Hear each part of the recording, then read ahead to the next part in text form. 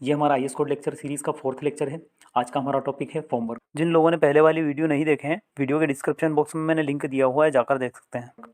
आज के इस टॉपिक में हम देखेंगे कि अकॉर्डिंग टू आईएएस 456 2000 किसी भी स्ट्रक्चरल एलिमेंट जैसे कि बीम, कॉलम, स्लैब, इनका फॉर्मवर्क कब तक और कितने पीरियड तक रखना चाहिए।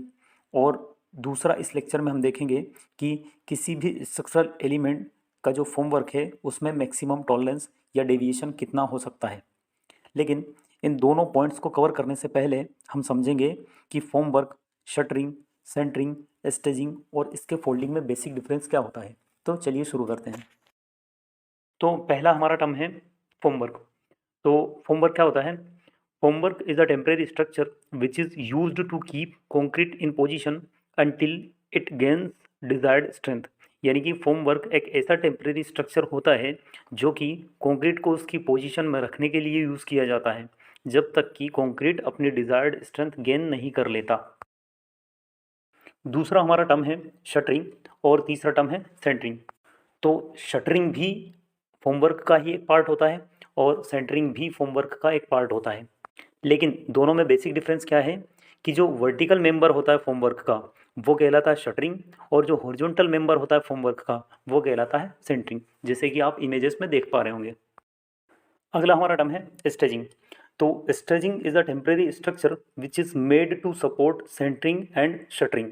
यानी कि स्टेजिंग एक ऐसा टेम्परेरी स्ट्रक्चर होता है जो कि सेंटरिंग और शटरिंग को सपोर्ट देने के लिए बनाया जाता है, जैसा कि आप इमेज में देख पा रहे होंगे। इसके बाद में हमारा लास्ट टर्म है इसके फोल्डिंग। तो scaffolding is a temporary structure which is made around of any structure to provide working space for workers. यानी कि इसके फोल्डिंग एक ऐसा टेम्परेरी स्ट्रक्चर होता है जो कि किसी भी स्ट्रक्चर के चारों ओर वर्कर्स को उनकी वर्किंग स्पेस प्रोवाइड करने के लिए बनाया जाता है। जैसा कि आप ये इस इमेज में देख पा रहे होंगे कि ये जो प्लेटफॉर्म है इस पर खड़े होकर ये वर्कर काम कर रहा है। तो इस प्लेटफॉर्म को मैं कहूँगा इसके फोल्डिंग।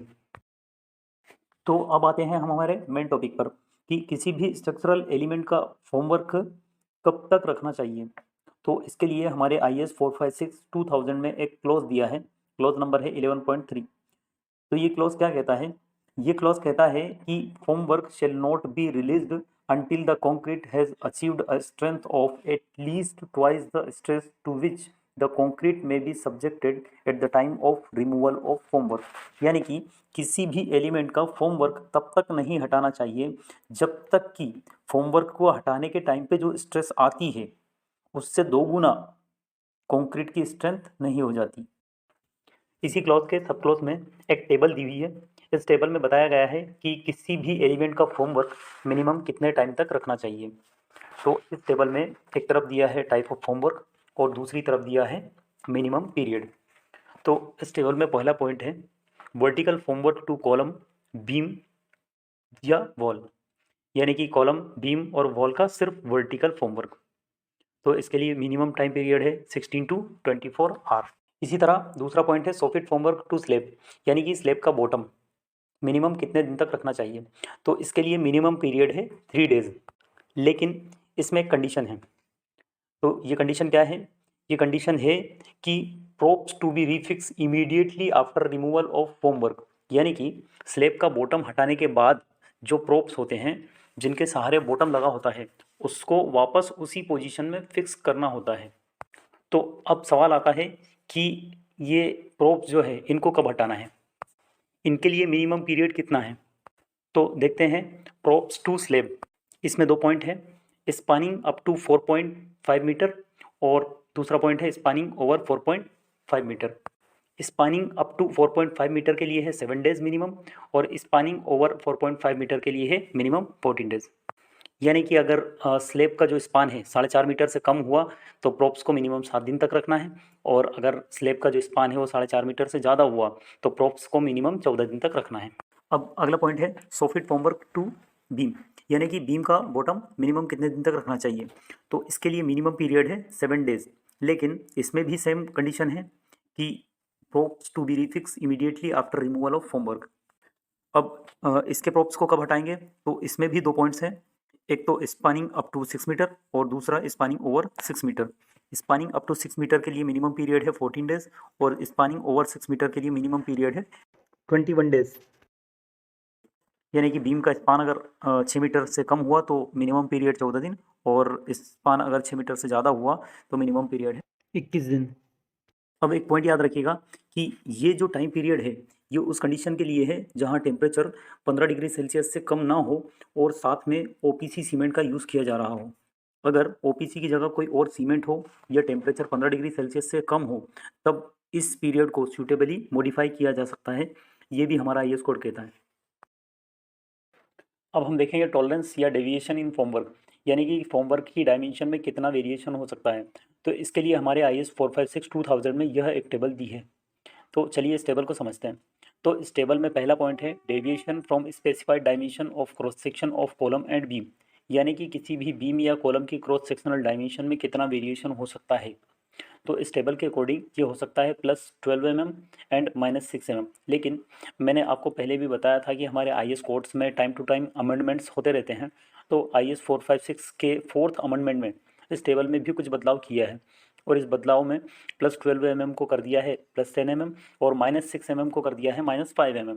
यानी कि किसी भी बीम या कॉलम की क्रॉस सेक्शनल डायमेंशन में सिर्फ +10 mm और -5 mm का डेविएशन हो सकता है।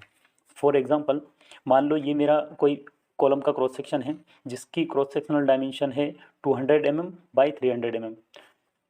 तो 300 mm के अगेंस्ट में यह वैल्यू ज़्यादा से ज़्यादा 300 + 10 यानी कि 310 mm हो सकती है और कम से कम 300 - 5 यानी कि 295 mm हो सकती है।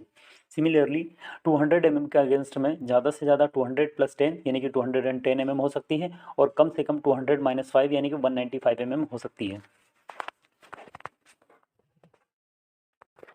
इसके बाद में अगला पॉइंट है deviation from dimension of footing. तो जैसा कि आप देख पा रहे होंगे कि इसमें भी 3 पॉइंट्स हैं।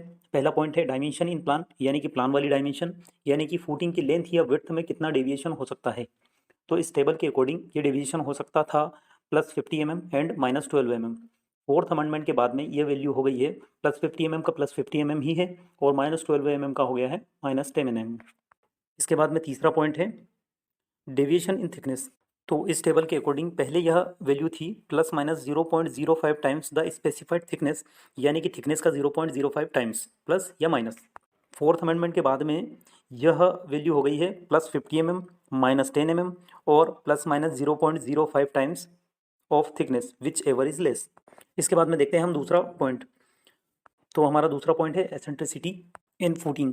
एसेंट्रिसिटी का सीधा सा मतलब यह होता है कि किसी भी एलिमेंट का उसके सेंटर या सेंट्रोइड से डेविएशन। तो किसी भी फुटिंग में कितनी एसेंट्रिसिटी हो सकती है मैक्सिमम, तो ये हो सकती है 0.02 times the width of footing in the direction of deviation but not more than 50 mm। यानी कि जिस डायरेक्शन में डेविएशन हो रहा है उस डायरेक्शन में फुटिंग की विड्थ का 0.02 टाइम्स, लेकिन यह 50 mm से ज़्यादा नहीं होना चाहिए। यानी कि 50 mm और 0.02 times the width of footing, इन दोनों के मिनिमम से ज़्यादा एसेंट्रिसिटी नहीं होना चाहिए।